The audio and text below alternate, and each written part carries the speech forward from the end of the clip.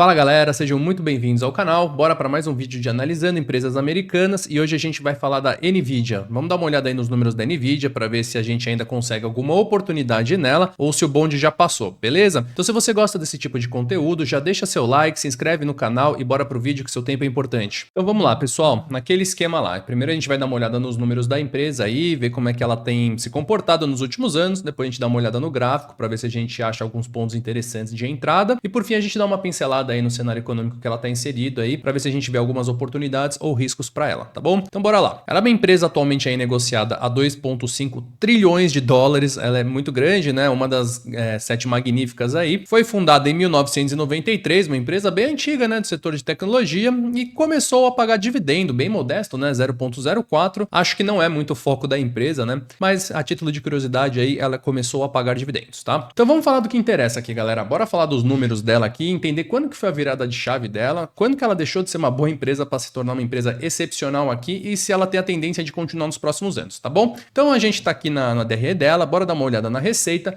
e a gente vai dividir ela em dois blocos, até 2022 e a partir de 2022. Então se a gente der uma olhada, até 2022 ela já era uma empresa bem interessante, viu galera? Ela tinha crescimentos aqui bacana, entre altos e baixos, né? Teve alguns anos mais difíceis, mas ela subia, ó, 13%, 7%, aí a partir de 2016 ela deu uma boa engrenada aqui, começou a subir 37%, 40%, enfim, era um crescimento bacana já, obviamente não no patamar que a gente encontra hoje, mas a gente já vê que ela tinha um histórico muito interessante, tá? Então aí foi a partir o quê? De 2021 para 22, para 23 que os negócios começaram a mudar. Então aqui, ó, a partir de 2020 ela já estava forte, ela estava crescendo aqui 50%, 60%, 2022 muito por conta dos juros lá dos Estados Unidos, que eles entraram numa pequena recessão, deu uma estagnada e aí que veio a grande virada de chave, galera, 2023 e 24. 2023 ela mais que dobrou em relação a 22 e 2024 ela mais que dobrou em relação a 23, ou seja, a entrega tá muito forte aí ultimamente e é isso que colocou ela num patamar diferenciado, beleza? Alguns outros pontos aqui da DRE que me chamam a atenção. Primeiro é o custo de mercadoria, bem interessante aqui, ela tem uma margem bruta, é muito bacana aí, justamente por ser uma empresa de tecnologia, mas o que mais me chama a atenção é a despesa operacional, galera. Como eu já falei algumas vezes aqui, é normal uma empresa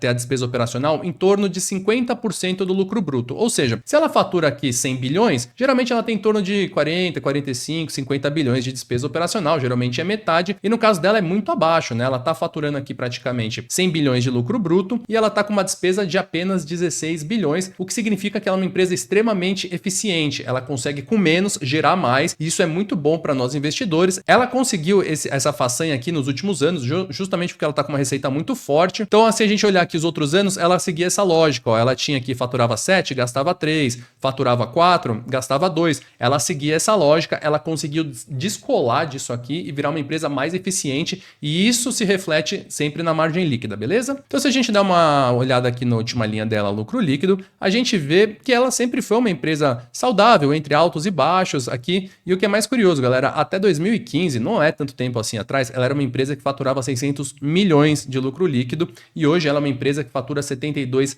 bilhões de lucro líquido. É impressionante aí o crescimento que ela teve nos últimos 10 anos, muito impulsionado pelos últimos 2 anos, tá? Olha isso que absurdo, de 2022 ela saiu de 4 para 29 e já está em 72 e a tendência é que ela continue nesse ritmo. Ou seja, essa subida que a gente viu nos últimos anos, ela é justificada, tá? O que eu quero dizer com isso? Eu já trouxe algumas empresas aqui, como a Palantir mesmo, eu vou deixar o card aqui que ficou um vídeo bem bacana, mas a própria Palantir disparou muito sem ter entregue os números que justificassem essa subida. Não é o caso da Nvidia. A Nvidia é justificada assim, tá? Ela subiu muito forte e é óbvio que isso ia se refletir no gráfico. A gente vai dar uma olhada em alguns outros números e daqui a pouco a gente dá uma olhada com calma aqui no gráfico, beleza? Então, em relação aqui ao patrimônio total, a gente vê que tem um crescimento muito forte aqui ano após ano. Obviamente, os últimos 2 anos foi muito forte. Em relação à dívida líquida dela também muito saudável. E aqui atenção para outros anos anteriores, tá? Ela sempre operou com dívida líquida negativa, ou seja, ela sempre teve essa política aí, ela é uma empresa bem gerida, sempre foi, e agora ela tá com menos 33 bilhões aqui de dívida, ou seja, ela tá com muita grana aí para investir. Já em relação ao fluxo de caixa livre, também não podia ser diferente, muito forte, tá? Ela tinha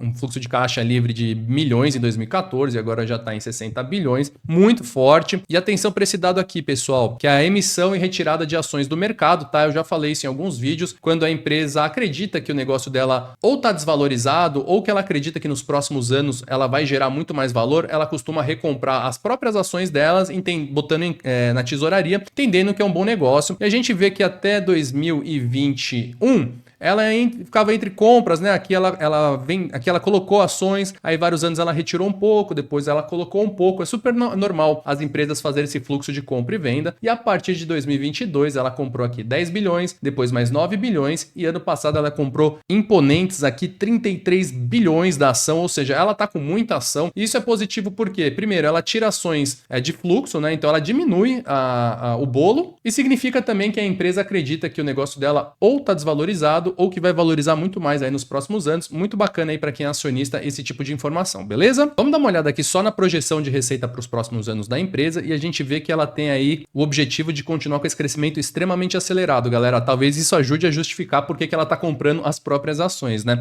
Então a gente vê que atualmente ela está entregando 130, mas ela já tem projeção de 200 aqui para 2025, 250, quase 300 aqui em 2027, ou seja, ela mais que vai dobrar de tamanho nos próximos 2 anos. É uma empresa que está vindo muito forte e ela vai continuar nessa atuada aí pelos próximos anos e isso é excelente para nós investidores. E para a gente finalizar em relação aos números, bora dar uma olhada no valuation dela, né? A gente já viu que ela é uma empresa excepcional, os números dela são muito fortes e provavelmente ela vai manter esse crescimento nos próximos anos. Mas vamos entender aqui se tá numa boa oportunidade aí em relação ao valuation, né? Se ela tá barata ou se ela tá cara aí para comprar. E o que a gente consegue olhar aqui em relação ao valuation é que ela tá extremamente interessante, viu, pessoal? Eu tô aqui no anual. Então se a gente olhar o PL dela, hoje ela é negociada no PL de 33 e esse é o menor PL de muito tempo aqui, tá? Em 2018 ela teve 24 e só depois lá em 2013 aqui que ela teve números bacanas. Mas se a gente pegar aqui o passado mais recente dela, a gente vê que ela era negociada a 55, 75, chegou a ser negociada em 116 lá em 2022, ou seja, os 33 aqui tão interessante em relação aos últimos anos dela. E isso se aplica em todas as outras métricas de valuation. Se a gente der uma olhada aqui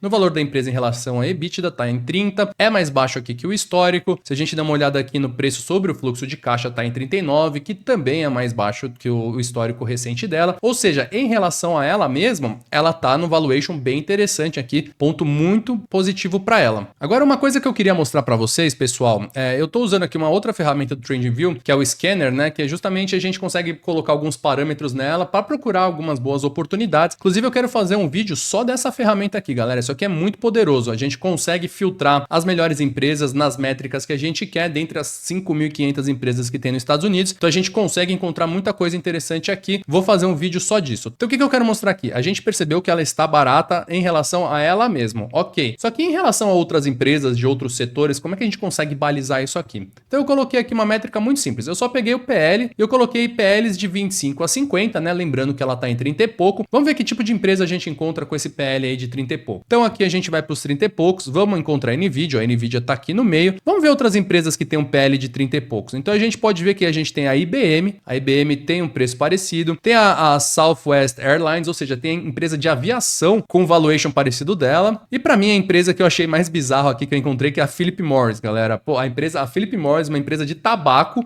tem um valuation de 37, ou seja, maior que a NVIDIA. Para mim isso é bizarro, assim. Obviamente pode ser que a Philip Morris esteja caro, mas isso demonstra que a NVIDIA está no valuation muito interessante, né? Ou seja, pessoal, resumindo em relação aos números, crescimento extremamente forte, o passado dela demonstra que ela é uma empresa muito bem gerida, ela tem uma projeção de crescimento também que vai continuar muito forte e ela está no valuation atrativo, ou seja, em relação a números, aqui a gente tem uma boa oportunidade, beleza? Bora dar uma olhada no gráfico. Então já dando uma olhada aqui no gráfico dela, estou no semanal, sem nossas linhas de estudo, e a gente pode basicamente dividir ela em dois momentos, né? Se a gente olhar aqui até meados de 2022, a gente vê que ela teve sim alguns crescimentos, só que aqui, ó, que ela voltou bastante, 50%. Ela andou aqui de 2020, ó, isso aqui é a pandemia, tá, galera? Ó, bem, esse negocinho bem pequeno. Se a gente pegar no fundo da pandemia até o topo aqui, foi 600%. Ela já estava demonstrando aí muita força, mas foi a partir aqui de julho de 2022 que o negócio andou forte, tá?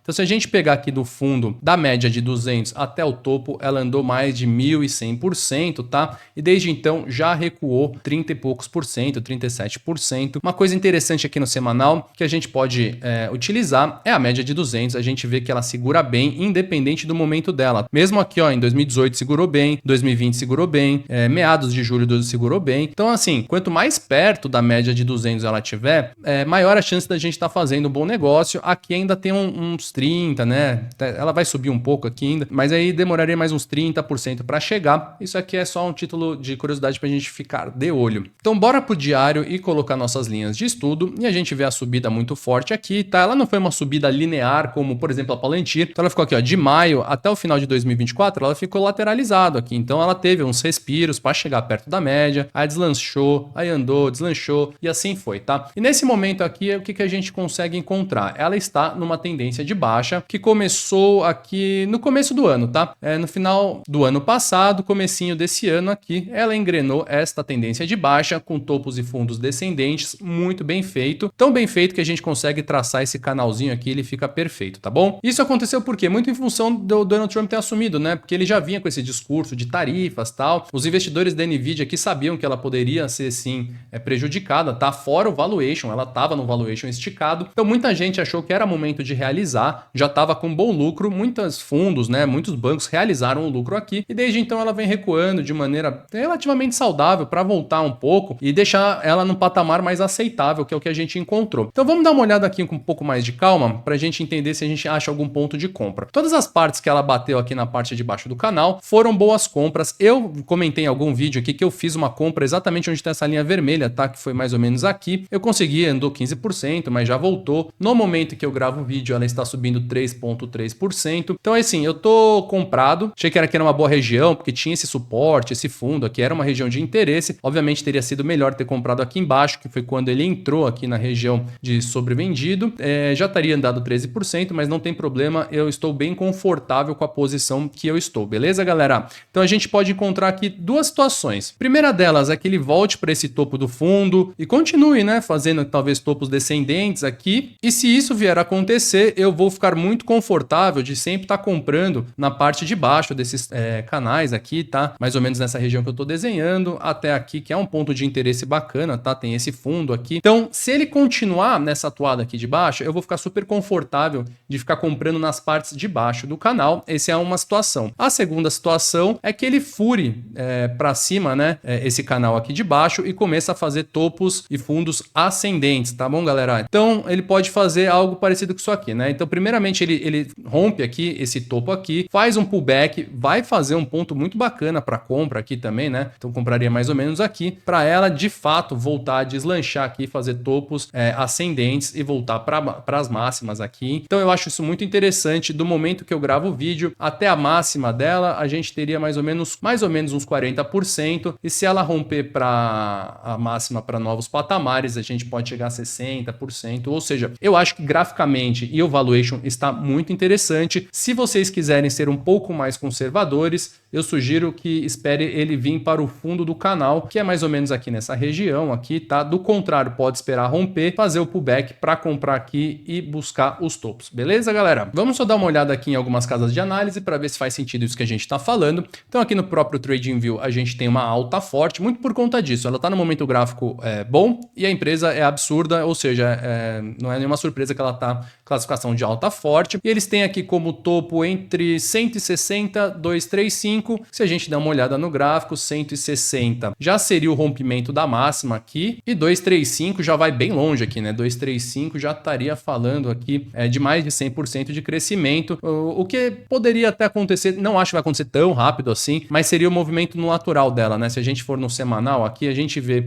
que ela deu uma subida muito forte, um bom respiro e ela poderia sim engrenar uma outra subida, seria super natural. Em relação a algumas outras casas de análise aqui, a gente pode ver que a gente tem 180, 200, 200, 190, 175, 163, enfim, a partir de 163 até 200 seria a média aqui. Então a gente está falando aqui, ó, a partir de 163 já seria nessa nova máxima, até 200 aqui já estaria entregando mais de 120%, ou seja, as casas de análise estão bem otimistas aí com sugestão de compra forte e eu entendo porque, como a gente viu, os números são muito bons, o momento gráfico está muito interessante, é um dos melhores respiros respiros aí que ela deu recentemente, né? Ela deu um bom respiro aqui em 2022 e ela deu essa pernada muito forte de 1000%. Por que não, melhorando o cenário lá econômico americano, ela não possa vir e dar uma boa pernada aqui de um 100%? Acho que seria bem razoável sim. Então, pra gente finalizar, galera, vamos dar uma pincelada aqui no cenário econômico que ela está inserido para ver se a gente encontra algumas oportunidades ou risco aí para a gente decidir no final das contas se é uma boa oportunidade ou se a gente precisa ficar com algum receio em relação a alguma coisa, tá bom? Então a primeira coisa que a gente precisa entender é como é que aconteceu essa virada de chave, como é que de um ano para o outro ela dobrou o faturamento e depois no ano seguinte dobrou de novo, como que isso aconteceu? E a resposta é o seguinte, isso não foi da noite para o dia, galera. Isso aí foi um plano estruturado há muitos anos, tá? Há mais de uma década. Lá em 2006,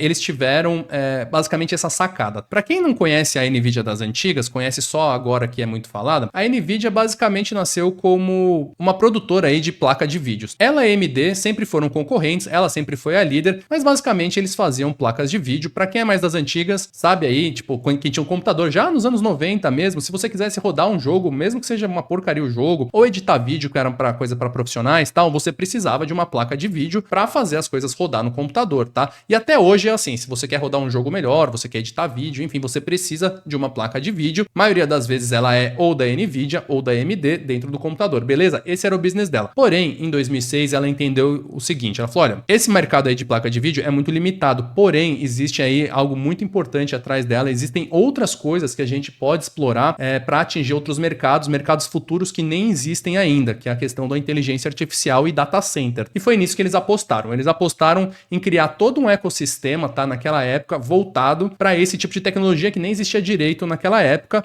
e essa tecnologia eles chamaram de CUDA. E afinal, o que é esse CUDA, né, que tem esse nome estranho aqui, e a própria NVIDIA pode explicar pra gente de uma maneira bem rápida aqui. CUDA é uma plataforma de computação paralela e modelo de programação criado pela NVIDIA. O CUDA ajuda os desenvolvedores a acelerar suas aplicações aproveitando o poder de aceleradores da GPU. Bom, eu não vou entrar em detalhes aqui, tá? Eu sugiro que vocês pesquisem aí no próprio site da NVIDIA como é que funciona isso, é bem complexo, não é meu intuito aqui deixar esse vídeo extremamente técnico. O que eu quero dizer aqui, qual que é a mensagem? É que desde 2006, quando ela criou essa plataforma, ela já estava se estruturando aí para chegar onde chegou. Hoje, ela só está colhendo os frutos aí dessa ideia, né, dessa sacada aí, desse investimento que eles fizeram lá em 2006, enquanto outras empresas ainda nem imaginavam que estavam por vir. E aí o que aconteceu foi o seguinte, quando empresas como a Microsoft, o Google, a Amazon entenderam que essa área de cloud seria o futuro, só existia uma empresa que poderia atender às necessidades dela e era quem? A NVIDIA. A NVIDIA já estava com tudo pronto. Enquanto outras empresas estavam entendendo o que estava acontecendo, as necessidades das empresas como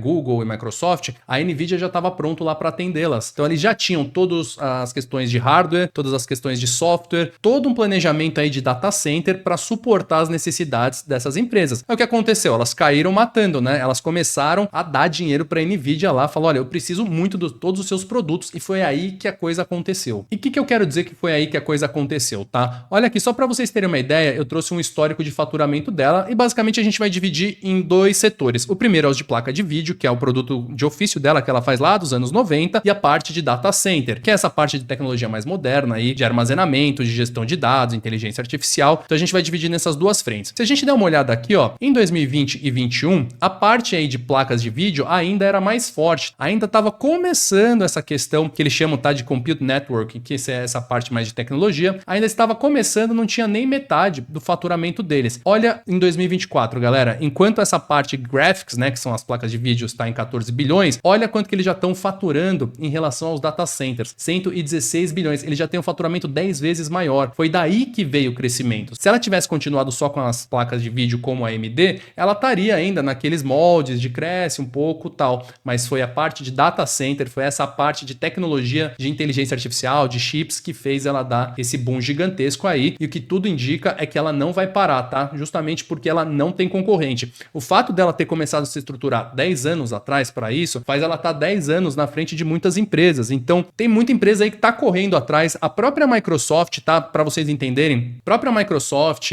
a Amazon, eles têm a parte de tecnologia deles, eles estão tentando sim tirar um pouco dessa NVIDIA dependência, mas é muito difícil. Isso não vai acontecer no curto prazo, eles precisam muito e muito e muito aí da NVIDIA nos próximos anos, e é por isso que o crescimento dela ainda tá muito acelerado, pelo menos para os próximos 3, 4 anos, tá bom? Ah, Bruno, beleza, eu entendi que ela tem uma tecnologia diferenciada, que basicamente só ela fornece isso aí, tudo. Mas e essa questão do Trump, tá? E essa guerra tarifária, como isso afeta ela, né? Até porque saiu uma notícia aí uma semana passada que o Trump ia tarifar especificamente aí um produto deles que ia até proibir para vender para a China. Eles têm umas restrições de produtos que eles podem comercializar com a China, e é óbvio que isso é um agravante, é sim um desafio da empresa, e eu vou trazer alguns dados interessantes aqui. Então eu vou trazer algumas informações em ordem cronológica para vocês entenderem uma coisa. Então aqui, ó, dia 2 de abril desse mês aqui, empresas chinesas aqui compraram 16 bilhões aqui da Nvidia em chips, tá?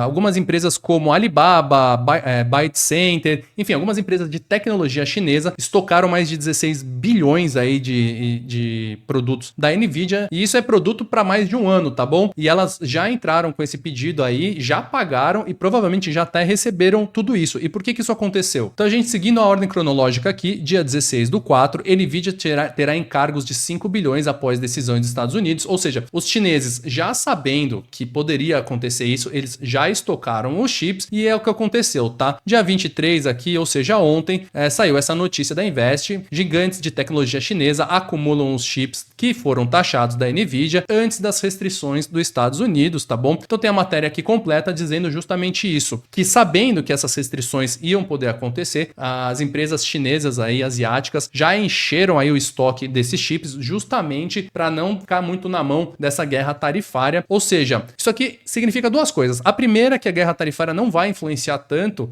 nessa questão de comercialização, porque boa parte aí da demanda anual já foi feita. E a segunda demonstra a Nvidia dependência que a Ásia também tem em relação aos seus produtos. Por quê? Olha a manobra que eles têm que fazer, olha quanto dinheiro eles têm que tirar do caixa para não correr o risco de ficar sem os chips da Nvidia. Isso aí demonstra que, pelo menos a curto e médio prazo, eles não têm uma solução, tá? Eles estão sim utilizando outros recursos, né? Tem um chip avançado da Highway que eles estão testando tal, mas nada ainda se compara com o ecossistema, seja de hardware ou software, que a Nvidia tem a oferecer para eles a curto e médio prazo para a produção aí de chips lá, principalmente da Taiwan Semiconductors. Então aqui a gente, para finalizar, tá? O crescimento do lucro dela por país, tá? Por praça que ela atua, e a gente vê que os Estados Unidos ainda é o grande consumidor por conta das Big Techs que são americanas e compram deles, mas a gente vê que aqui, ó, a gente tem Singapura que entrou muito forte, tá? Isso aqui é um ponto muito interessante, porque Singapura até 2022 não comprava absolutamente nada, né, da Nvidia, e agora ela já tem uma relevância grande aqui no marketplace dela. Isso aqui pode estar muito vinculado com a China, pode ter sido uma alternativa que os chineses encontraram de conseguir demandar aqui os chips Nvidia. E a gente tem a própria China aqui, que já é menor que Singapura, ou seja, ela tem um mercado bem forte nos Estados Unidos, mas está bem dividido entre basicamente metade Estados Unidos e metade na Ásia. E uma última notícia aqui que saiu ontem, fresquinho aqui, é que essa empresa chamada SK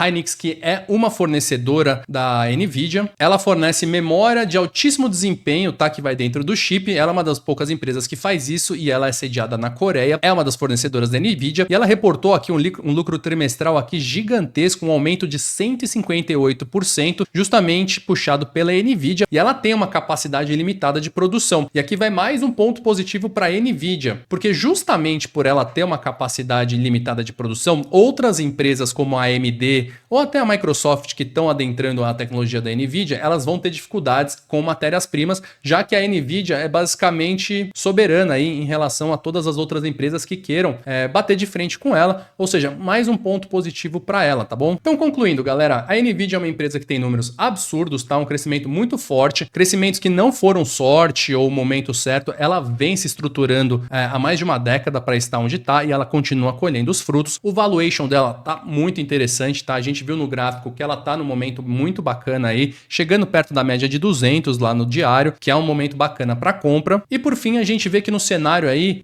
não parece que vai mudar muito aqui nos próximos anos. Ela tá nadando braçadas na frente dos concorrentes, tá? Ela basicamente nem tem concorrente direito que faça tudo o que ela faz. Todas as empresas gigantescas dependem muito delas, sejam americanas ou sejam asiáticas. Ou seja, no final das contas, eu acho que a Nvidia aí tá no momento excelente pra gente comprar. Eu tenho, tá? Eu tenho algumas posições nela. Tô meio que no 0 a 0 ainda, mas eu tô super confortável. Se ela cair mais, eu com certeza vou estar comprando mais, até que alguma coisa no cenário mude, tá bom? Até então, pra mim, é compra pra Nvidia. Porém, isso aí é só minha opinião, beleza, galera? Façam o estudo de vocês. A meu intuito aqui é mastigar um pouco aqui do que tem na internet, dos gráficos, dos números, justamente para vocês poderem tomar a própria decisão. Então é isso aí, espero que vocês tenham gostado do vídeo. Comenta aí embaixo se vocês têm Nvidia ou qualquer outra empresa que vocês queiram que a gente dê uma olhada, beleza? Então é isso aí, fico por aqui, um grande abraço, até mais.